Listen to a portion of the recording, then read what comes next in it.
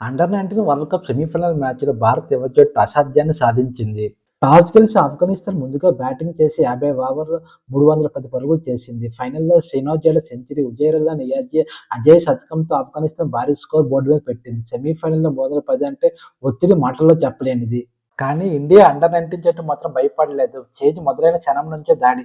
Power ప్లేలోనే Vaibhav Suryavanshi మెరుపులా విరుచుకుపడ్డాడు. 4లు, 6లతో ప్యాచ్ టోన్ సెట్ చేసి ఆఫ్ఘనిస్తాన్ బౌలర్లకు షాక్ ఇచ్చాడు.